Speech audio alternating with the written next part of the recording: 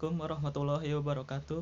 Nama saya Farizal Oktaviansyah, NIM 111190130000051 akan menjawab soal UTS, yaitu jelaskan seluruh pandangan para ahli sejarah sastra tentang kelahiran sastra Indonesia.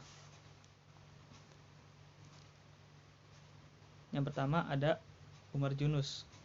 Umar Junus membicarakan lahir kesusastraan Indonesia modern dalam karangannya yang dimuat dalam majalah Medan Ilmu Pengetahuan 1960. Ia berpendapat bahwa sastra ada sesudah bahasa ada. Sastra X baru ada setelah bahasa X ada. Yang berarti bahwa sastra Indonesia baru ada setelah bahasa Indonesia ada, katanya. Dan karena bahasa Indonesia baru ada pada tahun 1928 dengan adanya Sumpah Pemuda, maka Umar Junus pun berpendapat bahwa sastra Indonesia baru ada sejak 28 Oktober 1928.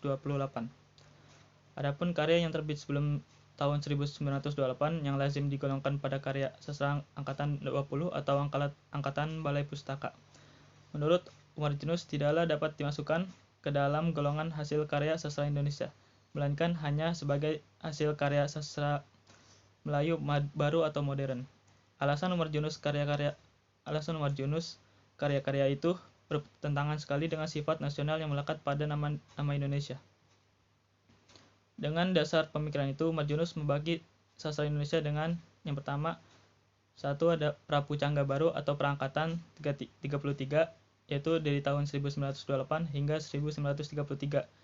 Yang kedua ada Pujangga Baru angkatan 33, yaitu angkatan 1933 hingga 1945. Terus yang terakhir angkatan 45 dan seterusnya. Yang kedua ada pendapat dari Ajip Rosidi. Pendapat Ajip Rosidi mengenai lahir kesusastraan Indonesia dapat kita baca dalam bukunya yang berjudul Kapankah Kesusastraan Indonesia Lahir, yang dimuat dalam bukunya Kapankah Kesusastraan Indonesia Lahir pada tahun 1985.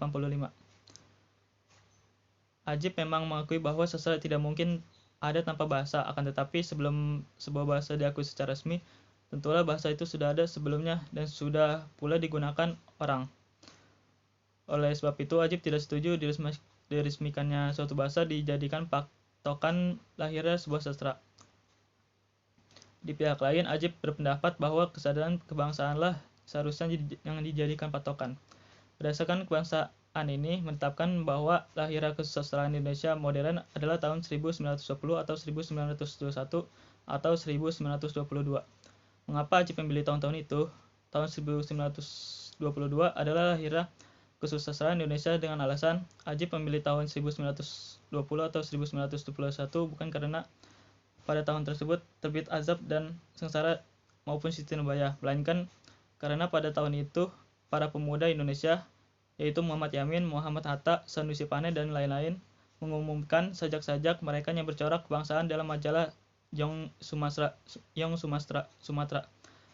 yang diterbitkan oleh organisasi Young Sumatra.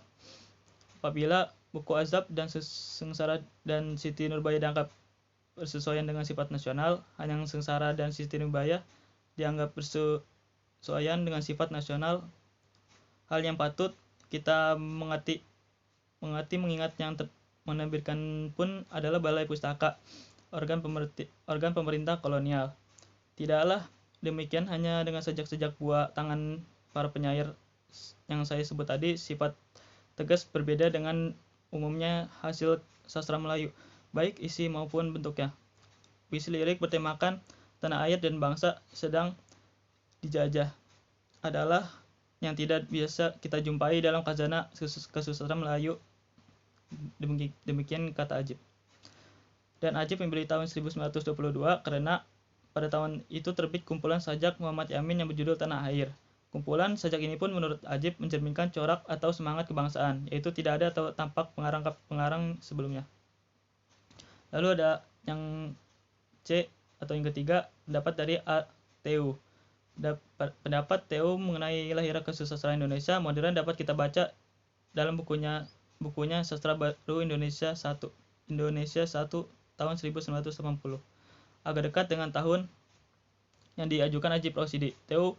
berpendapat bahwa kesusastraan Indonesia modern lahir sekitar tahun 1920.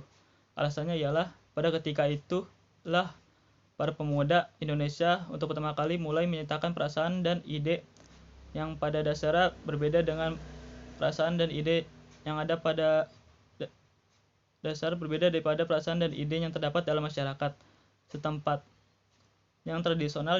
Mulai demikian dalam bentuk-bentuk sastra yang ada pada pokoknya menyimpang dari bentuk-bentuk sastra Melayu, Jawa, dan sastra lainnya yang lebih tua, baik lisan maupun tulisan. Lalu alasan lainnya adalah pada tahun-tahun itulah untuk pertama kali para pemuda menulis puisi baru Indonesia. Oleh karena itu, mereka dilarang masuki bidang politik. Maka mereka mencoba mencari jalan keluar yang berbentuk sastra hal pemikiran serta perasaan, emosi, serta cita-cita yang baru yang telah mengalir dalam diri mereka. Berdasarkan pemikiran tersebut, Theo menyatakan lahir kesusastraan Indonesia pada tahun 20-an, yaitu pada saat lahirnya puisi-puisi kebangsaan bentuk soneta digunakan pengarang. Yang D atau yang keempat ada pendapat dari Slamet Mulyana melihat kelahiran kesusastraan Indonesia dari sudut lain. Beliau melihat dari sudut lahirnya sebuah negara. Indonesia adalah sebuah negara di antara banyak negara di dunia. Bangsa Indonesia merdeka tahun 1945. Pada masa itu lahirlah negara baru di muka bumi yang bebas dari penjajahan Belanda, yaitu Negara Republik Indonesia. Secara resmi pula bahasa Indonesia digunakan atau diakui sebagai bahasa nasional. Bahkan dikukuhkan dalam UUD 1945 pada masa kemerdekaan sebagai Undang-Undang Dasar Negara. Karena itu kesusastraan Indonesia baru ada pada masa kemerdekaan setelah mempunyai bahasa yang resmi sebagai bahasa negara. Kesusastraan sebelum kemerdekaan adalah kesusastraan Melayu, belum kesusastraan Indonesia. Lalu yang yang keempat ada pendapat dari sarjana Belanda. Hoykas dan Drewes, dua peneliti Belanda, menganggap bahwa sastra Indonesia merupakan kelanjutan dari sastra Melayu atau Melayu literatur.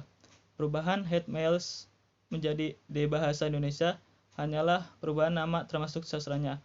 Dengan demikian kesusastraan Indonesia sudah mulai sejak kesusastraan Melayu.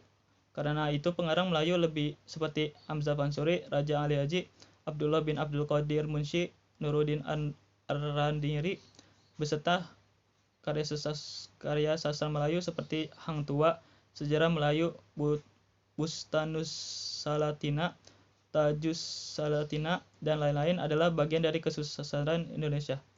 Lalu ada yang keempat atau yang keenam atau yang ke F, menurut pendapat lain, beranggapan bahwa lahirnya kesusastraan Indonesia modern adalah tahun 1920. Alasannya karena pada waktu itu novel Merari Siregar yang berjudul Azab dan Sengsara. Lepas dari apakah isi novel yang bersifat nasional atau tidak, yang jelas inilah karya penulis Indonesia yang pertama kali terbit di Indonesia dalam bahasa Indonesia.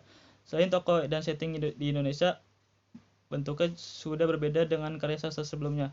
Dengan kata lain, bentuk sudah modern dan tidak lama lagi. Tidak seperti kisah-kisah seputar istana, legenda, atau bentuk-bentuk sastra lama lainnya. Wajarlah kalau masa itu dijadikan masa lahirnya kesusastraan Indonesia modern. Referensi jawaban saya mengambil dari buku Sejarah Sastra Indonesia karya Bu Rosida Erwati M. Hum dan Pak Ahmad Bahtiar M. Hum, halaman 11-13. Terima kasih.